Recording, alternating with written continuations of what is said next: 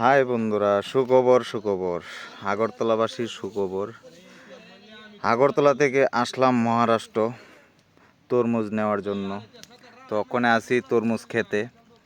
ওখানে তরমুজ গাড়ি লুট হইব, রেডি হইতাছে। লেবারে অলরেডি পাড়া শুরু করে দিছে। তোমরা ভিডিওর মাধ্যমে দেখাইতাছি। আর ভিডিওটা যদি ভালো লাগে অবশ্যই লাইক কমেন্ট শেয়ার করবেন। আরও নেক্সট ভিডিও ভালো ভালো ভিডিও নিয়ে আসবো। তো বন্ধুরা ভিডিওটা সম্পূর্ণ দেখো। বন্ধুরা, যে কষ্ট করে গাড়িটা ভিতরে ঢুকাইছি, তরমুজ ক্ষেতের থেকে লুট করতে লাগে, এইদিকে গাড়িটা ঢুকাইছি। এই যে প্যাকেটিং করতেছে, গাড়িটার প্যাকেটিং করতেছে, নাহলে তো তরমুজ আইতে আইতে খারাপ হয়ে যাবো। খুব সুন্দর করে প্যাকেটিং করা হইতেছে। এই যে তরমুজ ক্ষেত দেখো, কত সুন্দর, কত বড় বড় তরমুজ, একদম তাজা তাজা তরমুজ ফাইরা ফাইরা দিতেছে। খুব ভালো লাগে তরমুজ ক্ষেত, তরমুজটি দেখলে।